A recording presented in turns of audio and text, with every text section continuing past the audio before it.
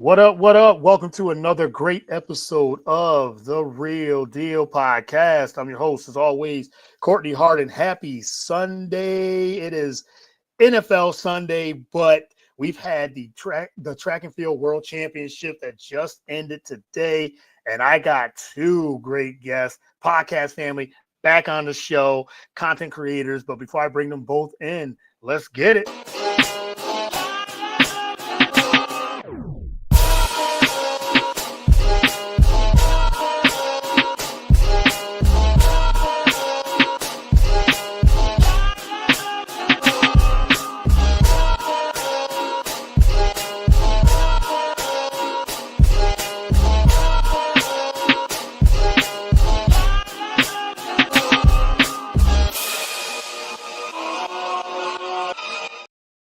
All right, once again, welcome to another great episode of the Real Deal Podcast. I'm your host, as always, Courtney Harden. Happy Sunday. Like I said, it was NFL Sunday, and I got to brag because the Eagles just won a crazy game earlier this today. So they were down big early, and they came right back. So offense is finally opening up. So I'm on cloud nine with that victory for them, 3-0. But it's not about football today. It is about the ladies, and it's about track and field world championship that, like I said, just ended a 9-day drama. Great. I mean, just great theater, great running, great races, great field events. I mean, it was a lot. It was really, really good. This track and field world championship. So I had to bring some of my favorite in the content space. But before that, you can follow the show on all the podcast platforms, whether it is Spotify, Apple, BS3 Network, BS3TVLive.com, BS3 Network, Roku channel, Spreaker, YouTube, wherever you could consume podcasts. And you can follow me on all the social media outlets there as well: Instagram, Facebook, Twitter, Blue Sky, and TikTok. So let me bring in my ladies, bringing them on for the track and field, Taylor MASCETTA and Serenity Douglas. Yes, the girls are in the building. The women are in the building. I am very excited to have. These are two of my favorites in this space, not just this space, but two of my favorite people in here that we've connected over the last couple of years. For sure. We've done shows together and everything too. So I'm glad to talk some track and field. They are experts, and I'm saying that experts, and I really believe that. And they do a lot of great content as well. So welcome, guys, to the show. Really appreciate it. Yeah, happy to be here. Yeah, literally. Thank you, Courtney. Yeah, for sure. It seemed like we can't stop talking with each other because we just did one earlier in the week on Serenity's show, and then we just, like I said, we're always connected and everything too. So I always have to return the favor as well. So like I said, I really appreciate you guys' time here. So let's get started. Let's start with this. The world championship just ended, like I said, the track and field. What was you guys' for the recap? We'll just start with you, Serenity. Your first, your impressions of the entire week. Oh, I think that things went good for Team USA, and I felt us getting a little bit into like a slump halfway through, but then I think that we picked it back up, and I think that we had a whole lot of highlights. So I think ultimately we did pretty well. And I think it goes to show, like, we're not any country to be messed with, which is pretty good. I just think that we did a really good job. We had some records getting broken, and that's always the goal. Yeah, for sure. And what do you think, Taylor? What do you think of your overall take of the entire week? I'm going to say I was really brave the whole week, just getting up at the crack of dawn and staying on top. I will admit that today was the one day I was like, I'm watching it later. Because 6 a.m. on a Sunday morning for the finals, that was a little too much for me. But I mean, it was great getting to roll out of bed and just be able to watch track and field for like 2 or 3 hours all last week. We were pretty spoiled. It was like a lot of great performances, lots of ups, lots of downs. I felt like I was like, every day I would wake up and be like, okay, I don't know how it can get crazier than yesterday. And then it would end up being crazier than yesterday. Yeah. And then I'd just be running around, like spouting my mouth on Twitter, freaking out about whatever had just happened. Let's just say like an overall, like a very fun weekend. I did scream at my TV multiple times, either in despair or excitement. So I'm surprised people didn't hear me from the East Coast in Tokyo, like yelling at my TV. We'll get into which races I was yelling at my TV for. But yeah, I mean, it was overall really, really fun. Yeah, I agree. Agree with both of you guys. It was really fun waking up early, watching those. Yeah, it was something to do that because they were what 12 hours ahead, I believe, or Yeah, something give or like that. take. Yeah. Yeah, give or take 11, 12 hours. And I remember Serenity, you did your show, which you be excellent. If you guys haven't checked that out, check out Serenity's recap and live too. There was races going on when she was just pulling guests. You had so many great guests Thank on you. there as well. And talk about some of the guests that you had throughout this week. And me and Taylor, we were part of that too as well. And but talk about some of the guests that you had on the show. Yes. Well, first of all, my favorite guests are right here. Okay. Yeah. Yes. Yes, yes. I'm honored. Yeah, I'm no. honored. Yeah, yeah, it's an honor for sure. Oh, I also had some of the athletes, which I'm just so grateful for, especially when like they have so much going on. And I'm sure they just did a whole lot of interviews while they were there. So for them to even respond to me was great.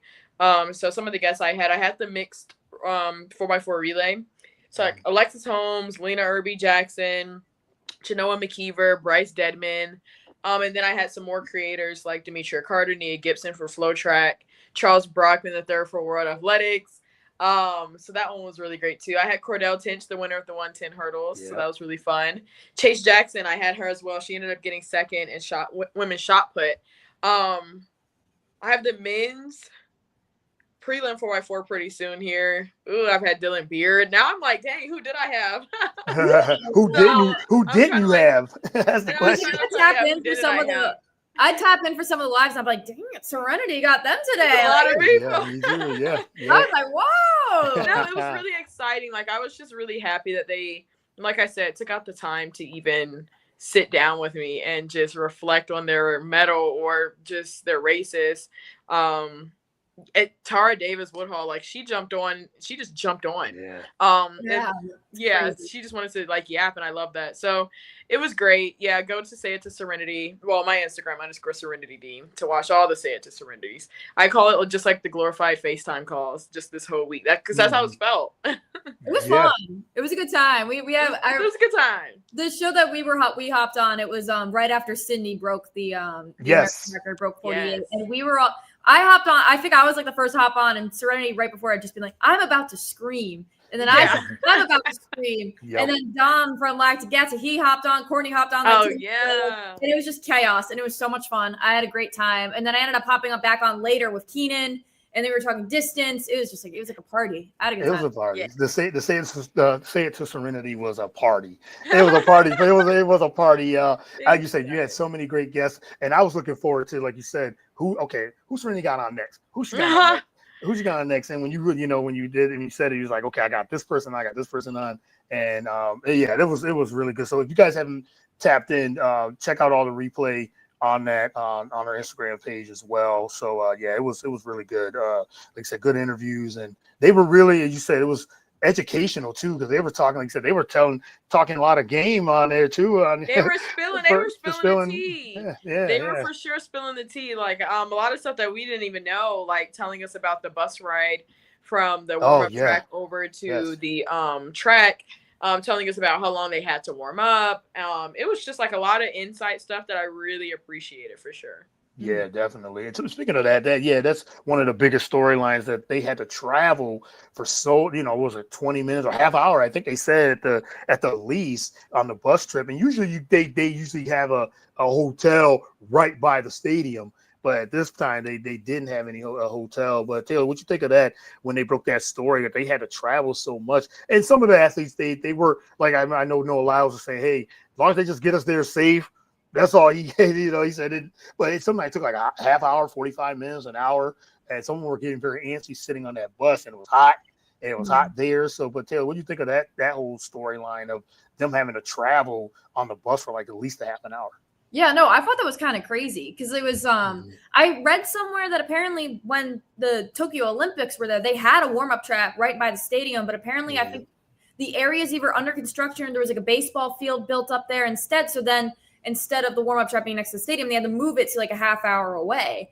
And I was like, that's crazy. Like being someone like who always warms up an hour before her races, no matter what, if I lost like 30 or 40 minutes of like time to do drills, time to kind of just meditate, like all of that because of the bus ride. You have to completely adjust your warm-up position. So it was like, I was like, when I heard that, it was crazy.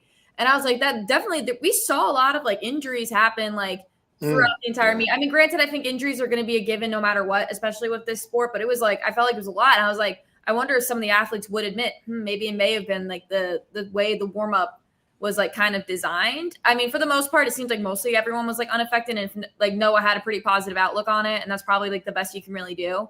But I just thought it was kind of crazy because I was like, that would, for me, that would completely like, I mean, if I didn't know going in that it was that far away, that would probably throw me off a lot.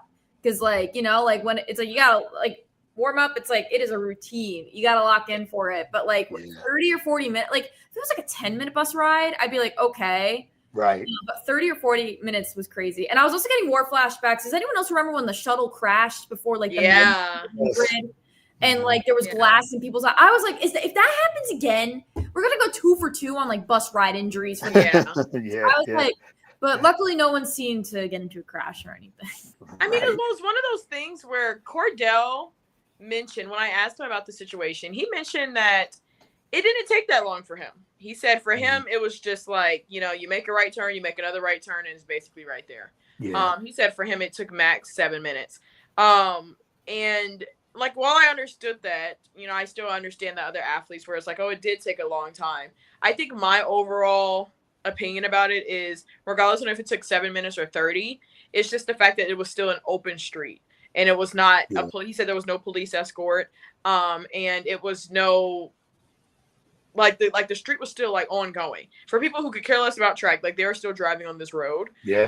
Like even the possibility that there could be a delay, I think is like not really that acceptable, or should not be that acceptable, because okay, good. Cordell had a good experience, but some athletes didn't. And that possibility is a little like, to me. And no police escort was also a little to me. I'm like, I don't know if these world-class athletes should be able, I don't know if these world-class athletes should be in the same area as fans on this bus, because anything can happen for 10 days. So I think that's kind of my opinion on it. Some athletes were affected, some weren't, but it's just the idea of it. Like, this bus is, you know, like they look out of their window and it's the fans. The fans should, you know, luckily nothing crazy happened, but, you know, just even the possibility of it. I agree. That is crazy. Like you said, it was just like a normal bus, like something where if we would get on a bus and we say, oh my goodness, all these athletes on the bus, no police escort, no security or anything like that. It's just everybody's just going on about their day and their business, and we're on a bus with all these athletes. They're thinking, wait, where's the security? Like where's an escort? Anything like that, but. I mean, like I said, good thing nothing crazy happened, because we've heard stories of a lot of crazy things, and fans could be a little fanatics could be a little crazy in a way too. So, but good thing that nothing terrible happened, and hopefully we don't hear that either. That nothing terrible happened. But that was one of the stories again. But what would it be with anything with track and field? World championships or Olympics with any drama. So there's always, some type of drama. And then Taylor, you have a good point about just like screaming at some of these races and things like that. Let's talk about some of the races. Like, what was some of your favorite races? Or it could be the sprints or the, long distance, and or some of your favorite moments throughout this week. Oh, there were so many. I think, again, the men's 1500 every year lives up to the hype for me, because it is just pure chaos personified. And like I was watching, and it was just like a massive upset with Portugal taking the victory. Like, it was like, that was crazy. That was nuts. And I was already mad enough about the Cole Hawker DQ. We watched poor Josh Kerr go down with a calf injury, so then that knocks out a big player. You got Jake Whiteman returning to like the top of the podium after being in injury hell for like 3 or 4 years. So I was excited to see that.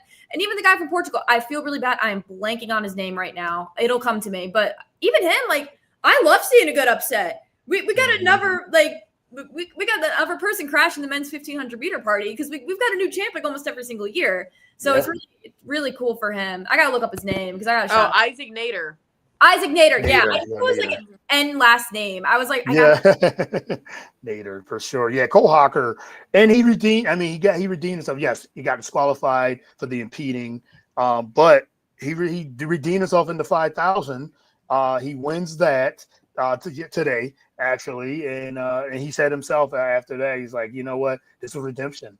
He didn't, and then I really believe he didn't really try to. He thought he saw an opening on the 1,500. And he tried to go through it, but yes, you can't do that the way he did it. But this time he said, "Okay, I'm gonna go on the outside and kick on the outside. I'm not gonna get into all the the mess or anything like that, elbows and stuff like that." But man, the 1,500, the 800, the 5,000, the 10, there's always pushing, there's always shoving, there's always positioning and everything too. And there's a lot of positioning that's happening. But yeah, I agree with you about Cole Hawker. He definitely has some redemption. But certainly, what other events or surprises or anything like that? I know there's so many. I know we're just gonna bounce around. So yeah, no, it was a lot. I would say Sydney McLaughlin-Levrone going 47 was one of my biggest shockers, just because I really didn't expect it. Not that she's not capable, I just didn't expect it here at this meet. I think that was something that was just so exciting to see, and then it just really satisfied me, because like what did I say on live earlier? It quenched my thirst. Because yes. I've been like waiting for Sydney to race Paulino and race Nasser for years now, and then we thought that we were going to get it with Grand Slam, but unfortunately that didn't happen. And then even then, it's like you still don't even know if it would have been like that good, just because we're earlier on in the season and things like that. So the fact that it got to happen on this championship stage was just exactly what I need. It's exactly what I needed. And Sydney coming out on top was just freaking great. And then also, I want to give a big shout out to like Mondo Duplantis beating his world record again. I hate expecting a world record out of right. He's rich. I hate expecting a world record out of him, but then he just does it, and I'm like, see, this is why I expect world records out of you, because you keep doing it. So, and then Ryan Krauser starting his season there and then finishing his season there. That's crazy. That was crazy. And then for that to be the start of Worlds, really just chef's kiss to me. Like he's nasty. Like, come on. Greatest of all time. Yeah. Your season opener being the World Championships. Yeah. And you still win the whole thing. Like, that's crazy. That was crazy to me. I was like mind blown. Like, we've seen like a couple, we've seen a couple of our reigning world champs or like main stage people come in. This was just like Jakob Ingebrigtsen. This was one of his first meets, like all year long. Came back for injury. He struggled in the 15. Did pretty good in the 5K. But Ryan Krauser just came out. He was like, got those throws done and then just won. Yeah. Poor guy, like, I think his like elbow is like. Yeah, like his elbow was busted and he still won. And I think what made that so exciting for me is I will just keep using the reference of like, it felt like the other throwers could smell the blood in the water. Like you're thinking like maybe Ryan will not be able to do it. And that is just so understandable. I promise you, I don't think anybody would be like, why? He hasn't competed. Right. He's been hurt. But he was like, no excuse. Busted elbow or not. I come and do good. Yeah, he came and did work with that. You're right. And I like all the ones you guys just said. And, we talked about Sydney. And, I mean, what more else can we say that she hasn't done? And what can't she do? That's the question now. I don't know. I know we talked about on your live, too, about would anybody go under 48? And we didn't know if anybody would. And two people did, her and Paulino. I want to ask you guys about Paulino's comments afterwards. It's been talking. There's been a lot of talk about that. And, Paulino, I you think it was a subtle shot at Sydney saying, she's, confident saying I'm still a winner. I run 8-9 times of the year. Other people run 2-3 times of the year. And Paulino's getting a lot of heat about that comment. Saying that, but what do you think of that, Serenity, of Paulino saying that, and and she's still champion. She ran her best time ever, and it just happened to be Sydney who just beat the American record twice, and then it's just unbelievable, and it's just more stiffer competition. You just got Sydney Levrone back into it too. So, what do you think of Paulino's comments? I thought that they were interesting. Yeah. For a lot of reasons. I think we do have to acknowledge there is a huge language barrier. Yes. Yeah. So she True. doesn't speak any English, even when I've tried to interview her. So it could have come out wrong. So that's me giving, you know, trying to be devil's advocate there. Yeah. Give her a little grace. Give her a little grace. Give her a little grace. Yeah, for but sure. Secondly, I also just believe that it's something that she needed to tell herself. To make herself feel better about the fact that, like, you know, she didn't win, and that's okay. And I mean, the comments just kind of came out how they came out. I don't technically know the point of it, or the point she was trying to make. Is it like the more races you run, the better athlete you are? I kind of look at it like who wins on that day. Yeah. And who won on that day. But I think what she was, if I had to guess, you never know, but I think what she was trying to say is she's not any less of a great athlete. And that makes sense, because she's not any less of a great athlete for not winning. She has run 7 and 8, 9 times. She has done this. She has been training for this for a long time. And that doesn't make her any less of a great athlete. It just does not make her the winner of that day. And that's fine. I was kind of surprised, though. I mean, like, the drama don't always got to be with the boys. Yeah. Look, it doesn't always got to be with the men's is. And, you know, Sydney's our queen, but at the end of the day, I do feel like I was like, oh, interesting. Yeah, they did come out of left field a little bit. And like you said, the language barrier, and maybe it was something that she was just wanted to pump herself up. It's like, hey, I ran a great time. I know Sydney's the talk, but don't forget, I'm a champion. And yeah, nobody's taking that away. I think we know that and everything too. But as you said, doesn't matter if you ran 2-3 times in a year or you run 9 times a year. On that day, Sydney was the best. And it's just, that's how it is. I mean, like I said, Paulina ran a great 400, one of the best all time. Any other day, that would have been first place. It just happened to be Sydney came in, and now she's running the 400 flat. And she's the queen of the 400 at this point. So, like you said, you can't really take that away from her. But Taylor, what you think of Paulino's comments? And you said it definitely exceeded the hype with Sydney, Paulino, and Nasser with this race too. Yeah, I said this in one of my TikToks that I made, because I made it right after the whole like 400 happened. And I'm like, imagine you're Paulino and you run under 48 seconds and you still lose. Like the 48-second barrier in the 400, I feel like is like this magical thing. Like we said, it was like 40 years since the last time we'd seen a woman. Yeah. Only 4 people have done it. Yeah, now. So I don't blame Paulino for kind of being a little frustrated at the situation she is in, because any other year, if you break 48, you're going home with a gold medal. But Paulina's going home with a silver. And like, I get it. I can see, like, I don't know why if her point was to be like, oh, well, Sydney races less than me. Like, if that was the point, I'm like, I don't really understand. Because, like, again, like, you told the line, everyone, it's like, I think certainly there was one of the lives we were talking about. It's like the adrenaline kicks in no matter what, with like the rounds and everything in a world championship setting. You can race like a million races in the year. If you go and you line up on that start line at a world championship, it's like you're going to get like possessed by the like adrenaline junkie in you. You want to go and run really well. So like, I mean, I know a lot of people do want to see Sydney race more, but whatever she's doing right now is clearly working, because she ran 47.7. She's knocking on the door of the world record, which has stood for over 40 years. Yeah. I just think we were super lucky to just witness 3 of the best women's 400-meter runners of all time square up and fill on the podium, because it was just like, and it was an epic race. The fact that we saw not 1 but 2 47s in one race is insane. I do hope Paulino is happy that she was able to get under that barrier. I mean, it comes with the sting of not winning the championship, but I mean, still, like, you ran 47. What else is there left in the tank? So I don't know. I mean, I think it was definitely like kind of like weird hearing that from her, because I feel like we haven't really heard like that side. Yeah, we really haven't. That's what it was. Yeah, it kind of took me a little by surprise. But again, like Serenity said, there is a language barrier. We probably don't really know exactly what she meant. But again, a bit of a weirdish comment, but also like it also came like an hour or two after losing gold in a race where you ran a time that probably would have guaranteed you that gold no matter like any other year. So I don't know. It's just the emotions coming out. Yeah, definitely emotions. It was definitely emotions coming out. You said a couple hours after the race, and they're asking her the question, and like I said, I think she was just you said, just coming off as thinking, okay, what just happened? I just ran this incredible race and I got silver.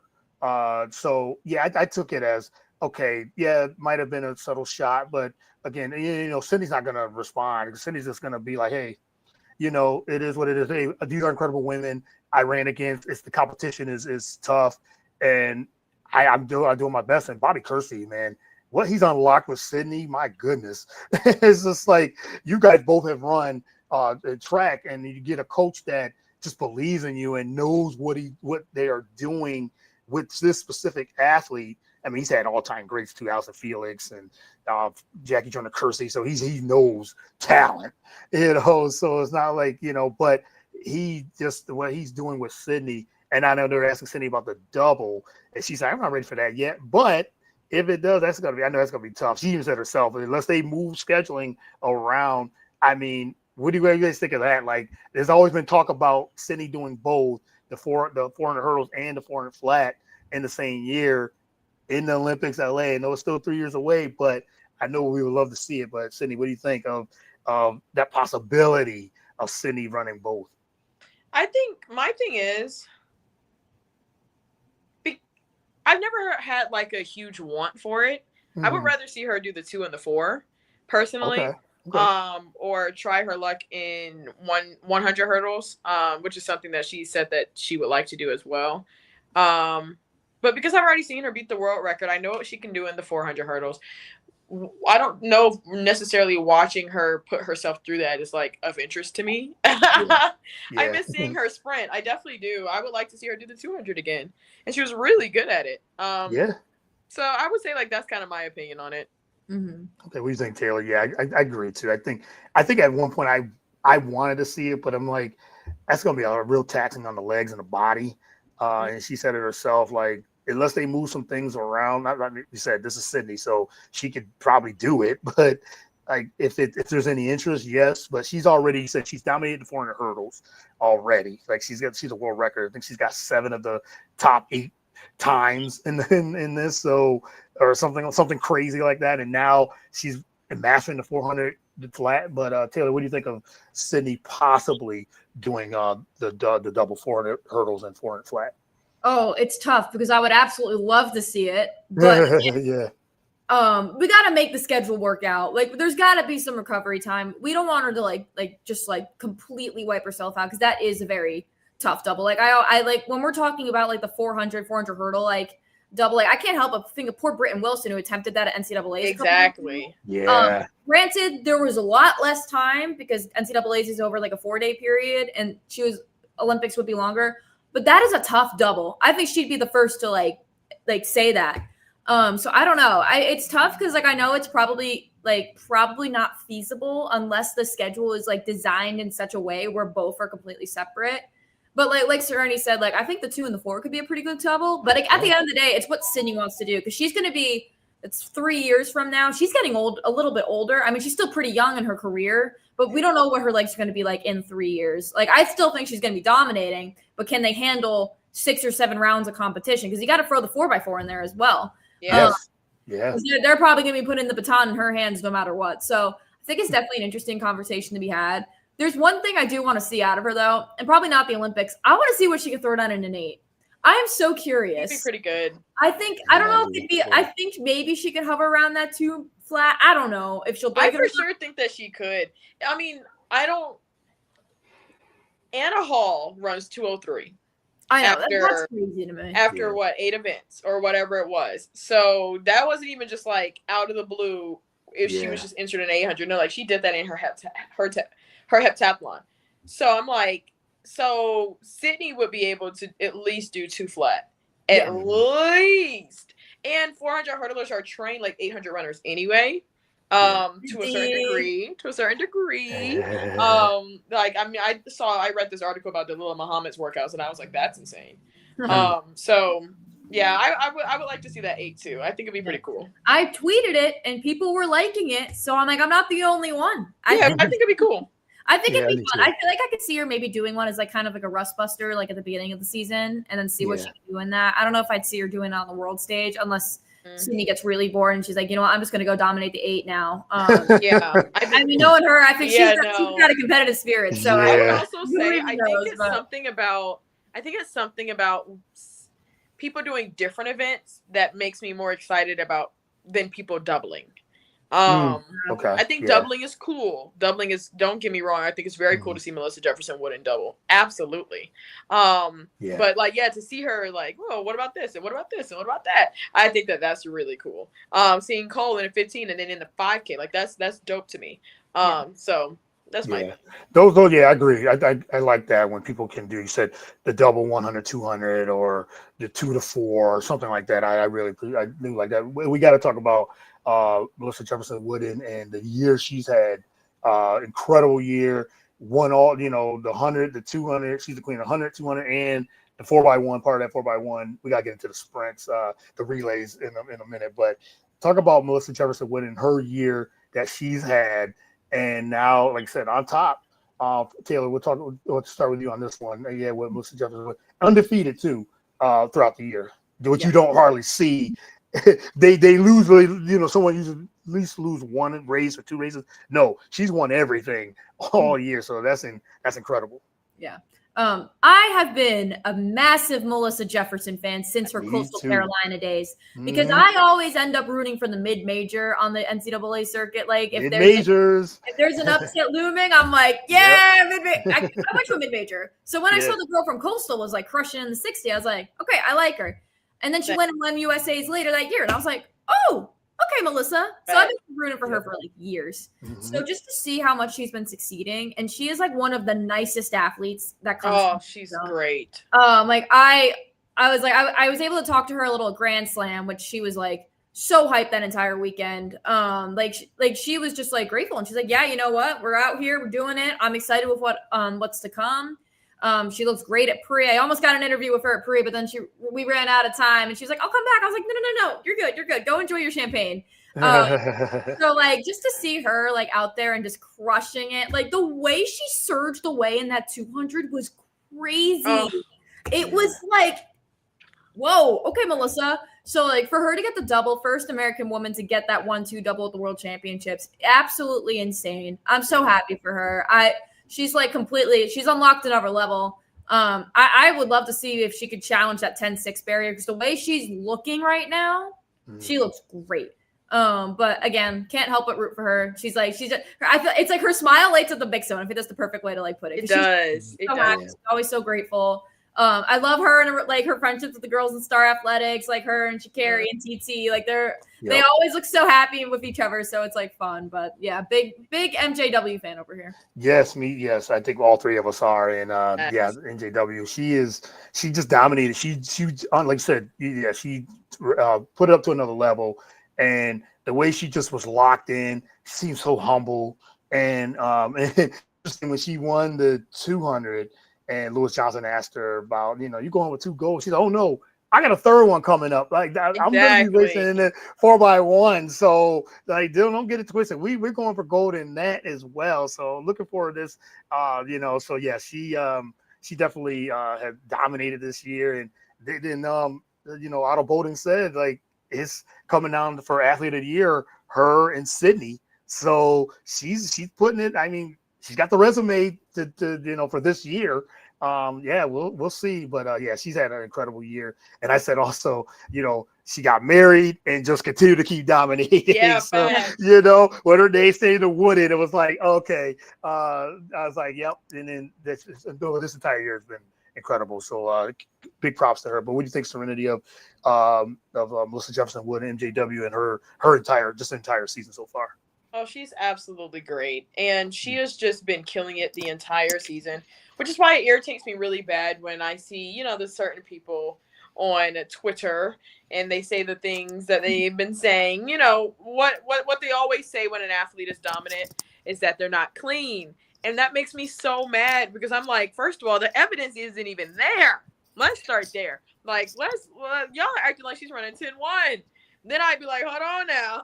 But like, she's running so solid, and just like Taylor said, getting to speak with her in the mix zone, like she is literally a light to that mix zone. She's so sweet and so humble. And she literally came from Coastal Carolina. I remember I was going through my old interviews, and I saw her in the Coastal Carolina uniform, and I was like, dang, like, what did she finish that year?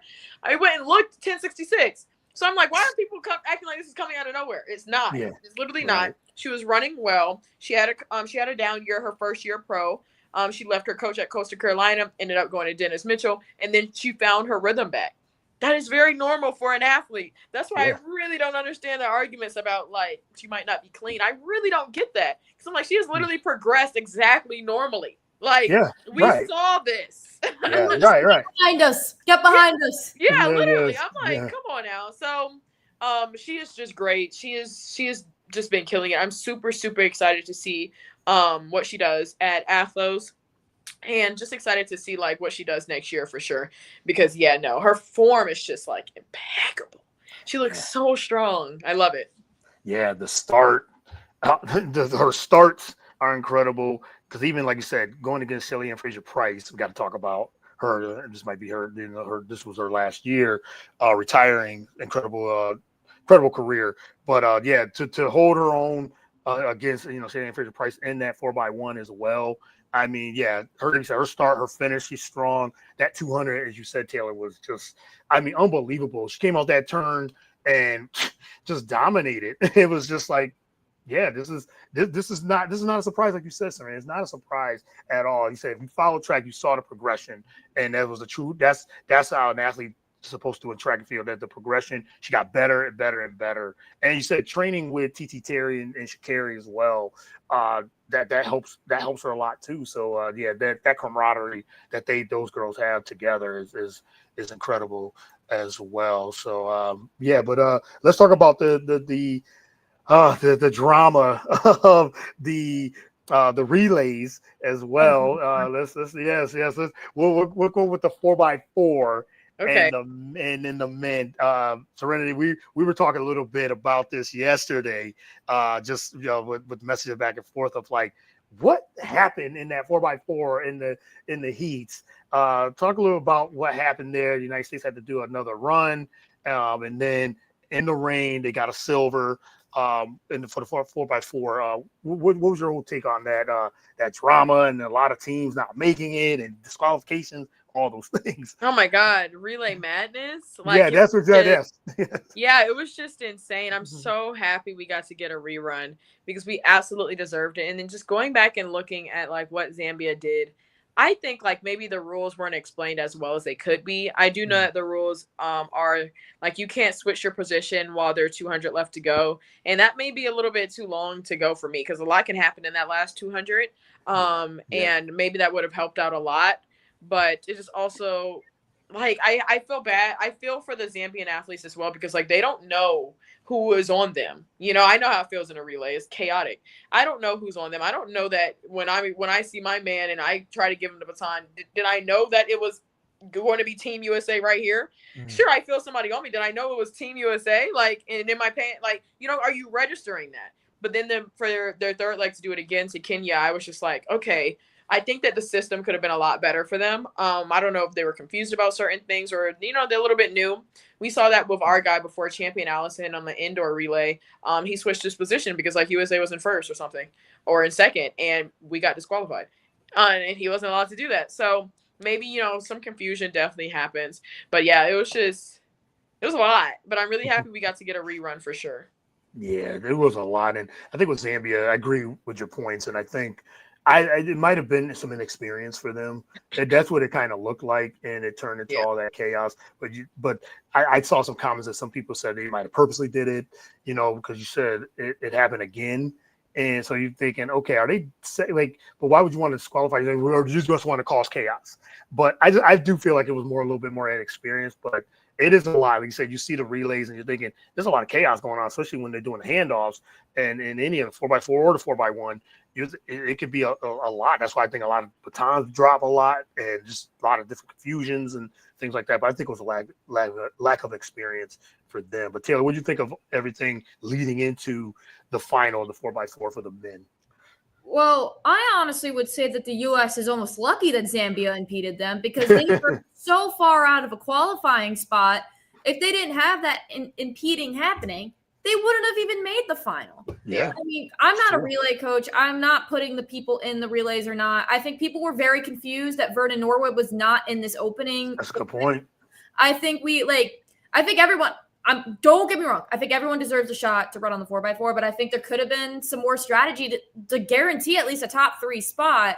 Because it's no guarantee if you're going to make the final or not. And we were in a significant danger of not making that final. But again, they bounced back. They got the rerun done. It was great. But there's one little African country that decided they were going to take over the fort. But Botswana, going in, I was like, they're going to win. Crushed it in the individual 400. Yep. And then I was getting terrified because I'm like, this is their 400 lineup without Tobago.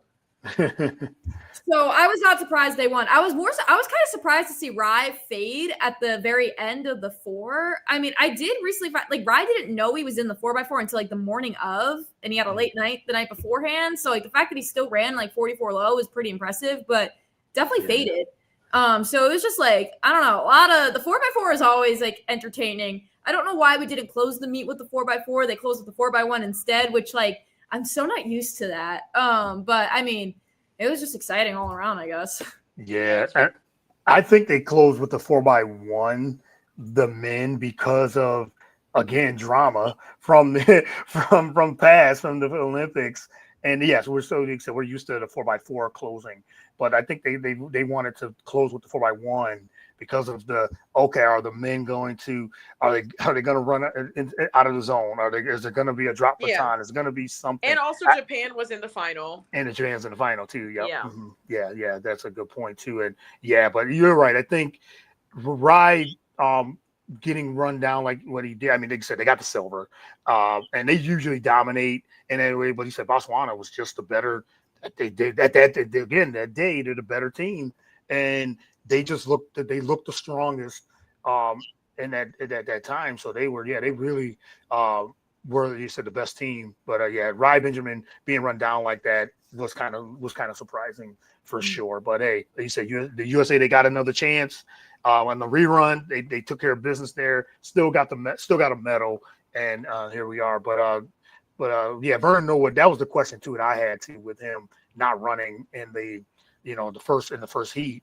I was surprised of that too, but he ran in the final, and but he's the veteran that usually we see him all the time in the 4x4. You usually say Vernon Norwood, oh yeah, he's 4x4 for sure, and in the lead off.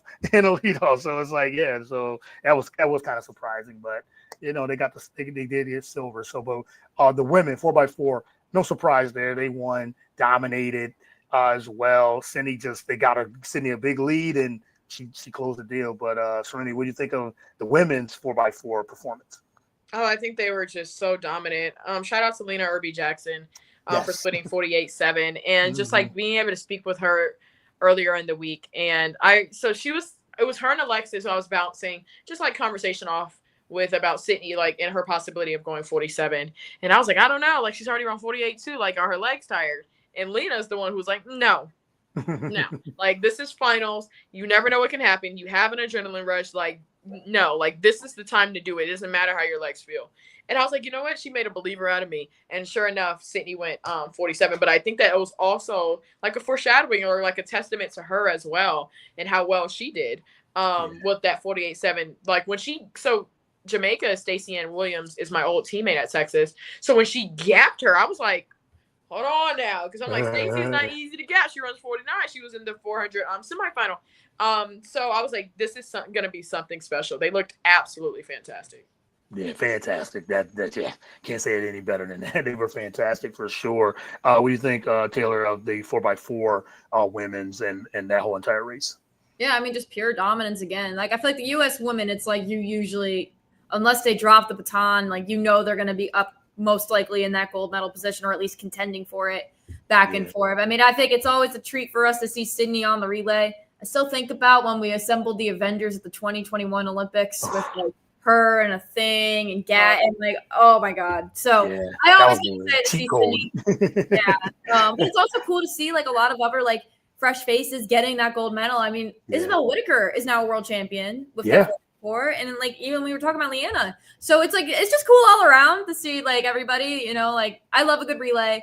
I'm still a very advent supporter of bringing the 4x8 or the DMR to the world stage. I don't know how we don't have a distance relay in existence like on the global stage yet. But yeah, I mean, just again, very impressive showing by the U.S. women. Yep, dominant performance for the U.S. women, and the 4x1, both the women and the men. No drama, nothing there really, and they completed it, ended this incredible 9 days with the 4x1 relays. But Taylor, what do you think of the women and men 4x1 relay and their great performances as well? Yeah, well, I think the big shocker in the men's was Jamaica didn't even make the final. Yeah, they had a notched handoff going into the anchor with Keishane Thompson, I'm pretty sure, and I just like so that was like, oh. Wow, I mean, Jamaica obviously had like an amazing like year, like global championships with the sprints, with Oblique winning the 100. So so that disappointing to not see them toe the line for the final. I think we could have had a good little U.S. Canada Jamaica battle in store, but it was not to be. But again, the men, they pull it off. The United States gets the baton around, which I think is always a win in itself. It's always a story. Yep. Hey, you can always count on Canada leaving with a global relay medal. It's like I think that relay team's been together for like the past couple global championships. Like, you know, DeGrasse is a vet, Aaron Brown's a vet. They know how to go home with a medal. So like I was happy to see them get top 3, and like Netherlands too. Yeah. They got that sprint it. Yeah, they do. It's so and obviously the women took care of business. I saw a video. Kayla White was like the hero of that relay because when she she was holding it. I don't even. This is like a can opener. She was holding it like this, and then somehow was able to like grab the bottom and like slide her hand down before handing off to Sha'Carri. And I was like, And with how like rainy and wet everything was, I'm like, a millisecond off of dropping that thing. But kudos to her. She pulled that off. Third leg is definitely hard, and like I feel like in all the all the different types of relays. So like that was. I'm glad we pulled that off because that looked a little scary to me for a second. Yeah, and didn't she like she had it? And did she switch her hand at one point and then came back to the other hand? And I was like, oh my goodness! And like you said, it's raining, it's downpouring, and it's the lag. Like you're the third leg, and you're giving it to Sha'Carri. Like I said, just give it to Sha'Carri on a straightaway. Not too many people are going to catch her, if anybody, on a straightaway with a lead. But Jamaica was close. Jamaica was very close. Like that was Germany tough. Was coming.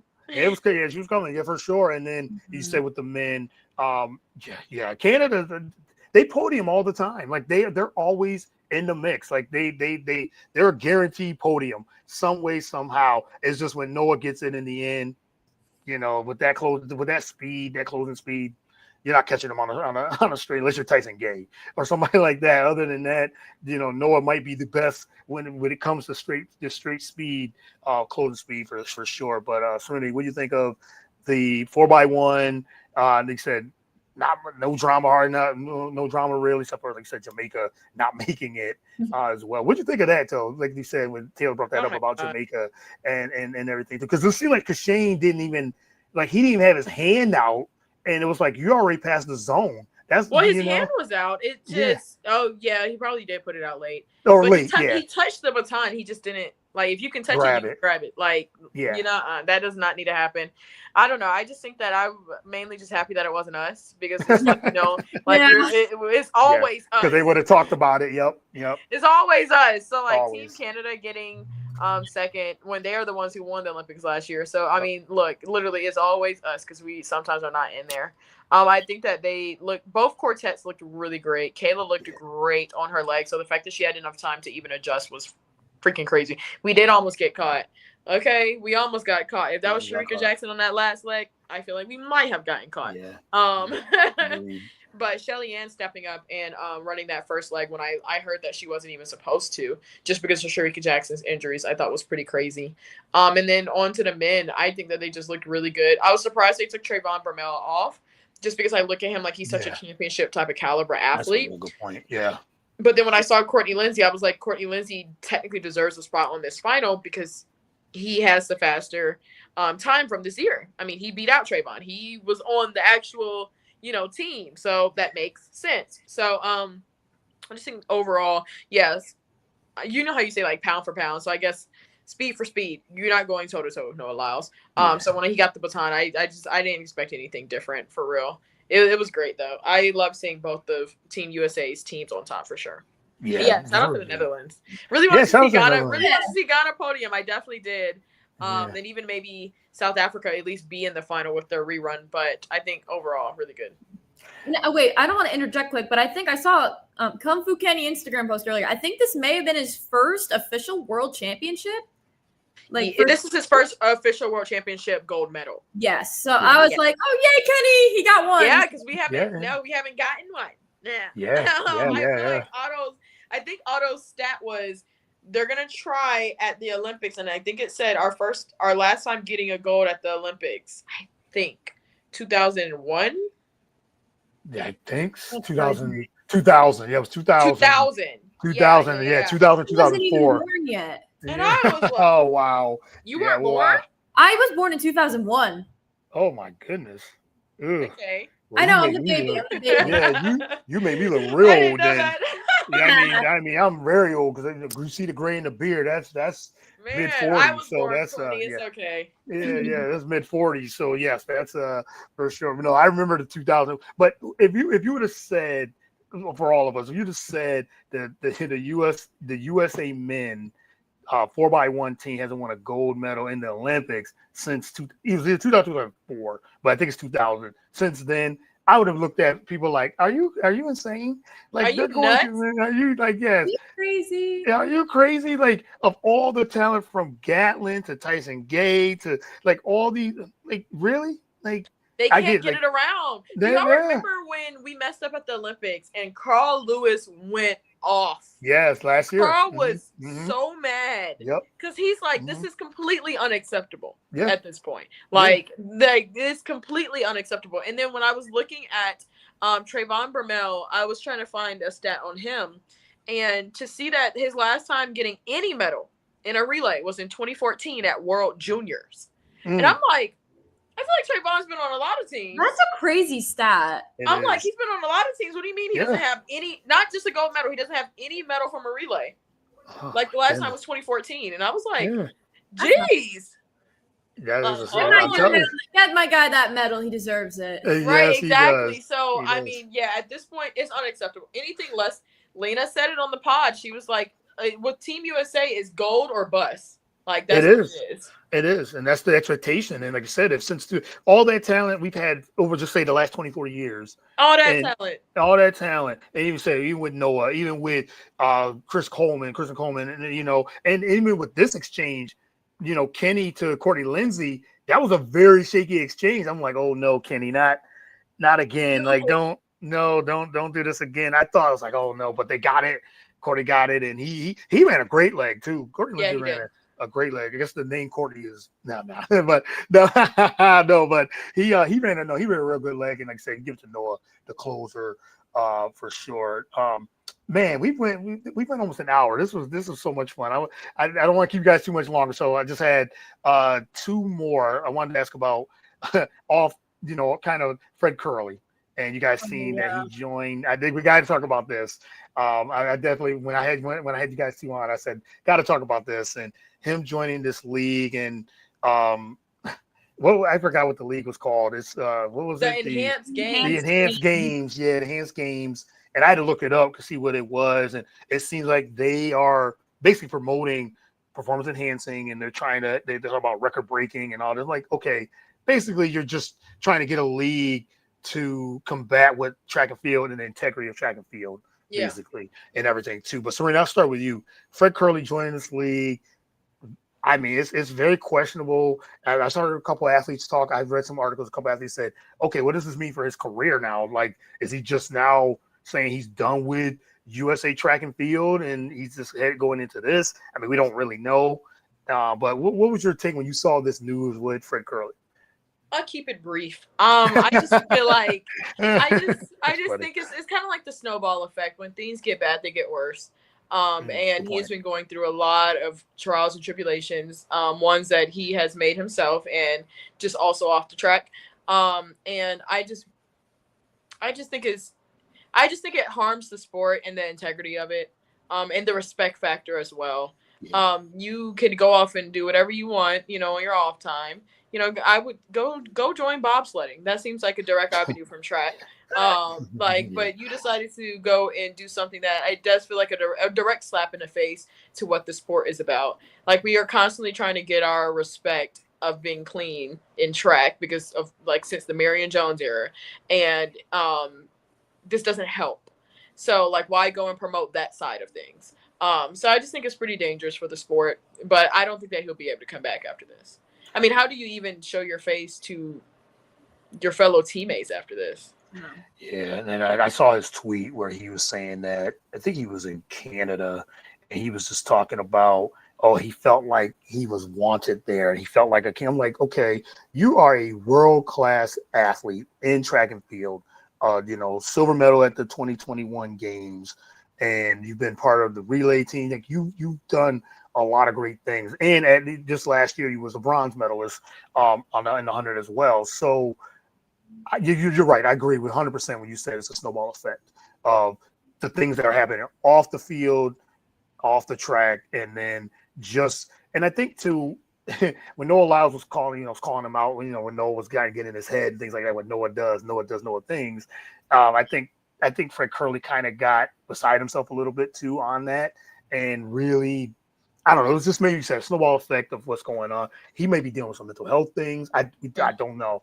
I heard that too, and I'm sure you guys have heard that too, and a lot of things like that. But like I said, it is very, the integrity of track and field in itself. He's hurting it, and I think he's hurting his own career with some of the decisions he's made. But Taylor, what'd you think of when that news came out with Fred Curley joining this other league that's promoting basically unclean athletes? Yeah, I think it sets a very dangerous precedent for the sport, because I think, like, something that they noticed almost immediately is that Fred is currently serving a whereabouts suspension. He's currently banned from competing in the sport no matter what. So instead of just going through and just waiting out the ban and coming back, like, we've seen a couple athletes who got banned for like 4 or 5 years and come out. We saw with Shelby Houlihan. Shelby Houlihan. She did her time and now she's back. But Fred just goes and joins this league that promotes using these drugs. And my thought is, okay, so if any athlete is busted for doping, are they going to immediately go and join the enhanced games? Like, it's going to convince people to want to do that if they get busted or if they're like with more whereabouts failures. So I think that's something a little like concerning. I think like the Anti-Doping Federation's got to probably like make some sort of like guidelines for this, because this is definitely, if this is a pathway for banned athletes to now go down, I think that we're going to see, like, again, like a snowball effect with, I hope it's not the case that we don't see more and more athletes doing this if they get busted, because it's basically you're getting rewarded with the enhanced games for cheating.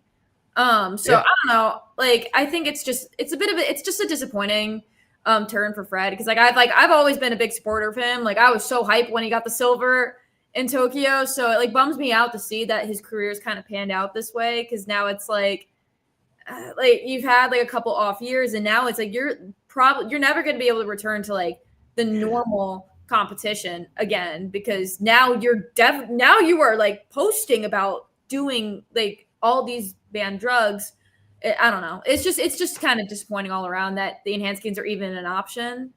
Like, at the end of the day, Fred isn't the one that created the league. And he's just going to where I guess an opportunity is. I just can't believe it even exists. So. Yeah. I mean, and it's not, I mean, I know they get a lot of money. And we know it's going to be a money grab too, for sure.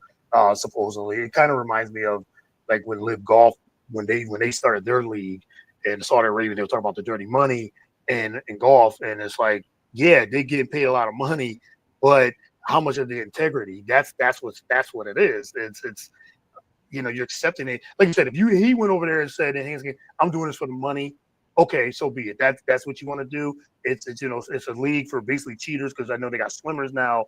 Now he's the first track athlete to do it, and they're talking about maybe breaking records. but it's going to be, you try to break records. It's going to be with an asterisk and a question mark because how much of the performance enhancing drug you're promoting that, so it's not going to be a legit record that you're breaking either. So yeah, I'm with both of you. I agree 100% with both of you. It's a slippery slope. It's dangerous, and I don't think he's ever going to be able to come back for track and field and compete. And I hope guys like Aaron Knight doesn't do it, but it seems like that's the path that where it's going. When one person does it, then others start to follow. I hope that Aaron Knight, because he's super talented too, and let's hope that he doesn't get into that. I know he's serving a ban himself too, so yeah, it's something. But all right, let's get into two more, and then I'll let you guys go. We could talk forever, and I know that's but it's like I said, for timing, I do appreciate you guys' time. But Shelly Ann Fraser-Pryce retiring, Dalilah Muhammad possibly retiring as well. Two all-time greats that served the track and field sport with grace and just champions and superstars that they are. But what's you guys' take on their careers as it is ending? Taylor, we'll start with you. Yeah, I'm just glad we got to see two legends go out on their own terms. Yeah, He was so disappointed with how Paris went last year. Yeah. Like, I still don't really fully understand what happened Either. where she got like stuck outside, and like I'm like, that is not the way you want to go out. So the fact that she was willing to get another year of training in just so she can show up and compete at this meet was just like, it was just great to see her out there again. She looked so happy. Get to end on your own terms, and even Dalilah too. Like, we were taught, like, this has been like Dalilah's best year in competition in like almost, I think, like a couple years from now. Like, she's finally getting close to like her personal bests and everything. Like, makes the global final, makes the US team even. Like, so like Dalilah was like, I mean, snap, kudos to her, honestly. Like, great to see her out there again. I know there is a bit of an asterisk on this retirement now because I see that I think she might be reconsidering it now that her performances have been like kind of like she's just been crushing it right now. And I'm like, why would you want to stop? But at the same time, again, if she's going out here, what a way to finish up, even just making that 400 hurdles final, like showing up and out. It's great to see the two of them. And I mean, Shelly's going home with a medal either way with the 4x1. Yep. So, I mean, it's just like, it was just great. It's definitely really sad because like I grew up watching like the two of them, especially Shelly. Because like, I would always remember she'd be winning every single year. Like little 10-year-old me is like, come on, America. And then the Jamaicans us every year. But like, I mean, I love the Jamaicans, so I can't even like, so it's just like, again, like kudos to two legends. We're going to be sad to see them go. Track's not going to be the same, but hey, I mean, I thought it was great. Shelly's passing the baton to the youth. She was like, I think she had like the relay exchange with one of the Clayton sisters. I can't remember which one it was. Yeah. But yeah, it's just sad, but it's bittersweet. It's bittersweet. Yeah, the legends. Yeah, you're right. That's a good. Yeah, they're legends in the sport of track. But Serenity, what you think of, with Shelly Ann Fraser-Pryce and Dalilah Muhammad, possibly retirement? We'll say that possible retirement. We never know until they actually retire. But I think Shelly Ann Fraser-Pryce definitely. But you said Taylor with Dalilah, wow, like. Just like I said, this is her best year in the last couple of years. I know she dealt with some injuries and some things, but now she said just making the team and making it to the 400-meter hurdle final was incredible too. And remember, she used to have the world record time too. A talented woman named Cindy came along, but Dalilah was that. She had all those records and stuff like that. But it's almost like you said, it's passing the baton to the next generation. And but what do you think, Serenity, of both of their careers? I mean, honestly, everything you guys said, I was just so exciting to see that Shelly got to finally just to even see her run. Cause like, that was the thing about last year is that we didn't even get to see her. And that just felt so undone. And I just hated that. Like we got to see her in prelim and then like, that was it. And it was like, you expect me to accept that? No. So like, just really happy I got to see them compete. Really wish we got to see Shelly on the podium for the 100, but ultimately, I'm really, really proud of her. You don't always get to go out on top. Usain Bolt didn't go out on top. It's just been fantastic watching both of them compete. So definitely going to miss them a lot. But I think this meet goes to show that we're going to be just fine. Like with Jamaica and having Tia Clayton on the podium And then like with us having Jasmine Jones on the podium, Yeah. I think said a lot. Obviously Sydney McLaughlin-Levrone as well. And Anna Cockrell, like she was right there. So I just think that we're gonna be just fine. It's just gonna be it's definitely bittersweet. It definitely is. It's bittersweet. It's always bittersweet when all-time legends retire, and I know it always comes to a point in everyone's career. And you said Shelly Fraser Price, like it just seemed like every time I used to see her, I was a little older than you, Taylor, when Shelly Fraser Price, but no, when she was always running, and it's like she was winning, dominant, and so it was for so many years, and arguably the greatest sprinter of all time, arguably the greatest sprinter of all time, and she's. I mean, it's just like you said, legendary. I mean, that's all we can say about both of their careers. So yeah, they definitely are Hall of Famers and all those things. So they definitely get their flowers for sure for an incredible career. All right, last one is about you guys and all the content you guys have been bringing out and everything too. What is next? I know Serenity, we just did a show together this past week. We seen like we talked more than we did over the past year and everything too over the last couple weeks. But what is next? What you guys can announce? I'll say that. What you can announce, but what's next for you guys for the rest of this year? Serenity, we'll start with you. I have a pretty big announcement. I'm gonna post about it tomorrow. Definitely just wanted World Championships. Yeah. Wanted World Championships to be done. But really excited about the announcement. So just tune in. That's all I can really say is just tune in to my Instagram tomorrow. I'll be posting it tomorrow. But just really excited in general about what sports has for us. I'm a huge football girl too. So hopping over to the football side as well as we are getting later and later into the fall, about to step into the fall. It's still feeling like in the track world, it's still summer for us. Yeah, you're right. But yeah, now as we step into the fall. So tune in. For sure. Tune in, stay locked in on that. And Taylor, me and you were talking before we started recording, but let everyone know what you got coming up next or coming up for the rest of the year.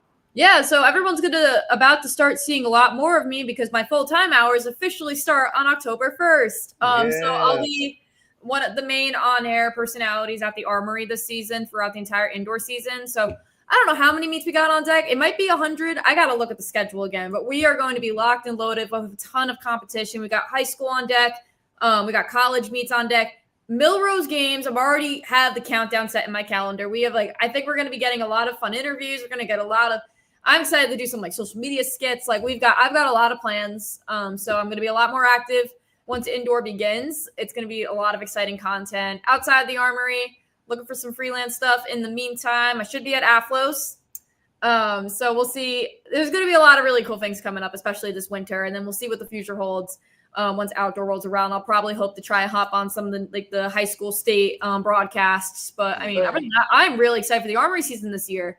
I've been announcing there for 4 years, always on a part-time basis. So now that I'm full-time, I'm going to have a lot more time to make a lot of video content, hopefully commentate a couple more races. But yeah, no, it's gonna be really, really exciting. So I'm super pumped. Excited for you, Tay. Thanks, Tay. Yes. Guys, little media party. Yeah, for sure. Well, I'm like I said, I'm excited for both you guys. I'm really, really grateful to being a friend in this business and in this space, and just to see you guys, both of you guys, continue to grow into your, what you guys are doing, your careers and everything too. Hopefully I might be at AFLOS too. I'm might make that trip to New York. Yes, so it'd be nice to meet you guys in person and everything too. I'm really thinking about making that trip because New York is only a couple hours away from here. So that might be the play for sure. Love it. But I'm looking forward to what you guys got coming up. Like I said, I'm grateful for both of you guys and many blessings moving forward and everything you got coming up. Looking for the announcement. So I can't wait to see what your announcement is on that front as well. And so again, thank you guys for doing this.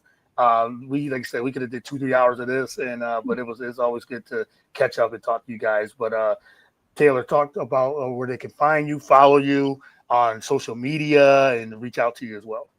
Yep, I'm pretty easy. If you just go and type in Tay929 on Instagram, that's where I'm probably the most active.